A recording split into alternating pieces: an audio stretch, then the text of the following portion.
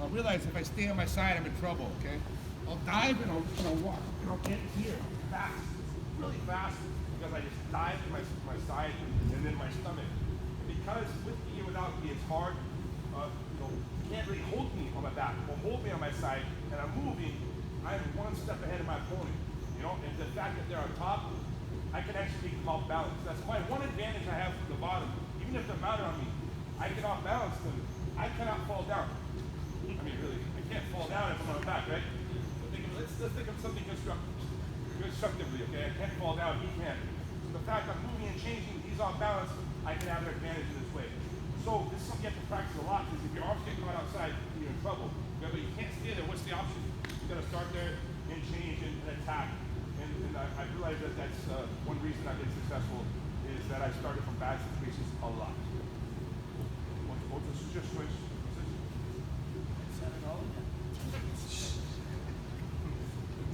Makes sense to you? Yeah. Say it one more time. All right, back to the inside.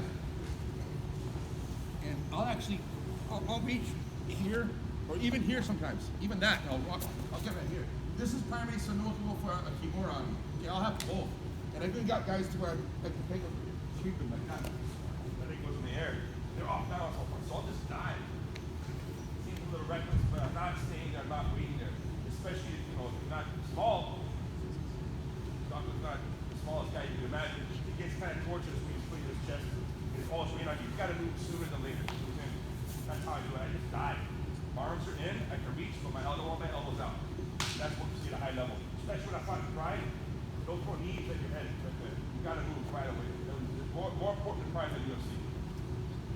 Yeah, you can also expose something that, like, you know that you're good at defending and you have a plan and you know that they're going to have to make a little space to go for the thing that you're exposing, and then as soon as you expose that thing, you retract it and you get out. Yeah, sometimes you have to do that as well. I hate to say it, but like when someone's across side on you and they're really good and they're just trying to hold you there, man, it's hard to freaking get out. Like if they just want to hold you there, it's hard to get out, like really hard. And so you have to sometimes expose something that they go, ooh, opportunity. And you get them all excited about that and they start going for it.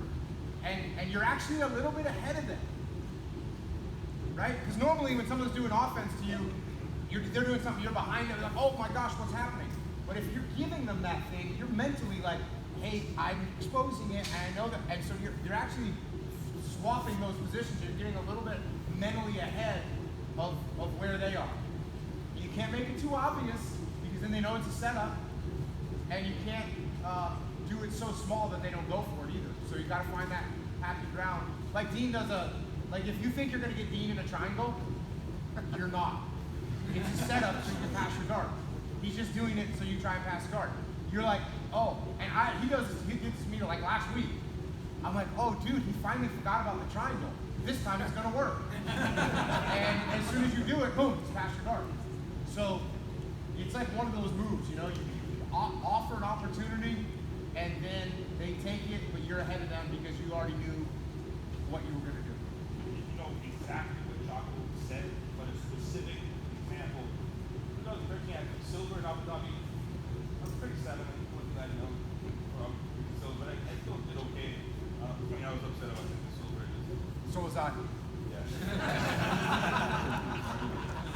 Well, at the quarterfinals, I faced that guy named Ezra Lynn, I don't know if you know him.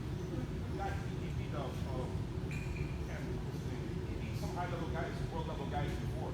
And, okay, I'm down like 5-0 on this guy. And then he's cross-side, and there's like a minute left, and I go, and I actually did this though. What do you do? He mounted, and then I pushed him, and I moved. So because, by the way, if he didn't mount me, I would have lost. Let's admit that.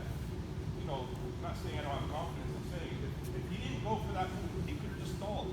But I gave him such an obvious, like, come on, who's not going to take it? He's a high-level guy. He's a Popovich. That's what he Popovich like 4-0 or something. That's a world level. That's a really high level. That's the higher level you can imagine.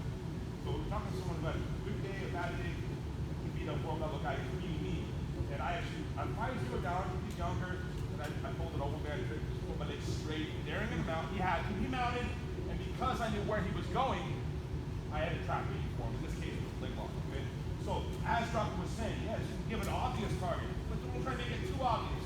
I made it look like I was tired. I kind of was tired. I was like, hopefully this works. And as he stepped over, he, you know, if I'm waiting at C, he goes A, B, C, I can go A to C. I can skip if I know the alphabet first. You have to know the alphabet before you can skip. That is, okay, the tricks come once you know the original move.